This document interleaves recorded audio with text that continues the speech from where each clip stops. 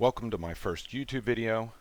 These are some videos that I'm going to start to put together a series of kind of War Thunder for newer players or inexperienced players, as some of my friends have recently started playing with me and they're kind of really getting into the game, but I know they're just not being as successful as they can be, and I think it's just because they don't know all the mechanics of the game and they haven't had the practice with those mechanics. War Thunder is different than World of Tanks. It's different than, some kind of most FPS games, and that you don't just have a health bar. The tank's not just going to lose, 50 health and lose 100 health until you run out of your health bar and then the tank dies. It's actually working on the components of the tank, where the crews sit, where the ammo is, where the transmission is, where the engine is, and all of these things affect your shot. But you got to start at the beginning. And the beginning that we need to talk about is armor, effective thickness, and angle of impact. So before I do that, I want to come over here to look at the shells, and we're going to see something that's going to very quickly become important for our conversation, and that is the ricochet chance.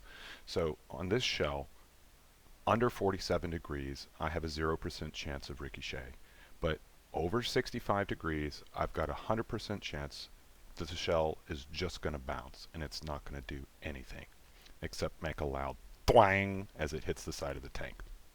So if we come back over here and we look at this tank, and we look at the thickness value, which is displayed right here, 38.1. On this plate here, it's 15.8. On this plate here, it's 38. On this over here, it's 25. The next thing I looked at is the impact angle. Here, this plate, if I'm looking at it from the side, it is sloped back a little bit. It's not a completely vertical plate. There's a little bit of slope to it, but in comparison to this plate, which is has a much greater slope, there's a big difference. And that big difference comes in the angle of impact from my shell. An impact angle of 19 versus an impact angle of 67. So if I go back to what I was talking about over here with the shells, and I look at my ricochet chance, over 65 degrees says I have a 100% chance of ricochet, and 47 or under says 0%. So if I come back here, under at 16, I'm well within the tolerance. The shell is going to get impact, and it's not going to bounce. Look down here, 63. Okay, well, I'm under my 65 right there, 62. But what if my angle was just slightly changed? Oh, now I'm at 66. And what if he's just a little bit like this? Oh, now it's 69. So my point is that even though this armor is much thinner, the impact angle, because of the slope of the armor in relation to your cannon, is much greater, and you're just going to bounce your shell off here. So number one rule to help you destroy other tanks is shoot the flattest surface that is facing you. Now, aside from that, I want to go for the flattest, thinnest surface.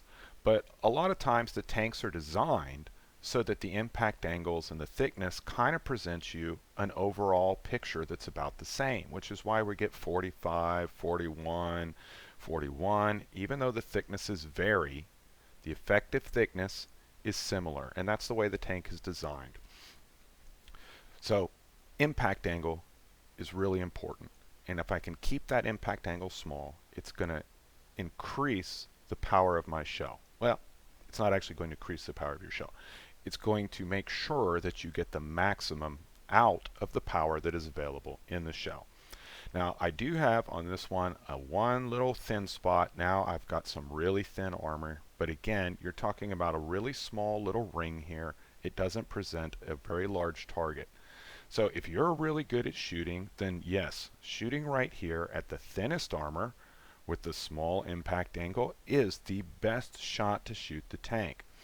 But here is a much bigger target. It's much easier to hit. But generally, if I was shooting this tank, I would be trying to shoot inside this area, keeping it below the mantlet, but keeping it above this plate, and keeping it probably away from the corners. There are some exceptions to that rule. If I'm looking at the tank at an angle like this, and I take this panel, which is 25, this panel we've already looked at. I want you to notice how as I go from the center line of my cannon, and I basically would have to rotate my turret to the left to go this way, right? And as I do that, I'm increasing that impact angle, which is then increasing the effective thickness.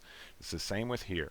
If I'm looking at it right here and I have to rotate my turret to the right, I am now increasing the angle of impact, which is increasing the effective thickness slightly. So if you cannot get a really solid shot on a flat surface and you have to take a shot at an angled surface, you want to take it on the most center line you can from where your tank is.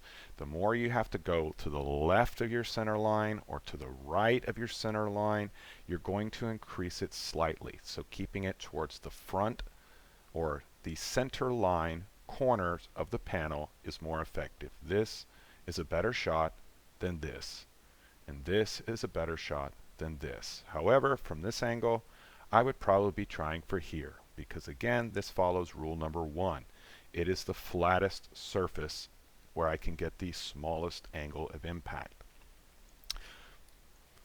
So anyway, I hope that helps you understand ricochet values a little bit, armor thickness, angle of impact, and I hope it helps you destroy some more targets. And the next video, we're going to talk about how we can angle our tank so that we can use that to our advantage to increase the chance that they will ricochet their shot or that they will face a higher armor penetration value. Thanks.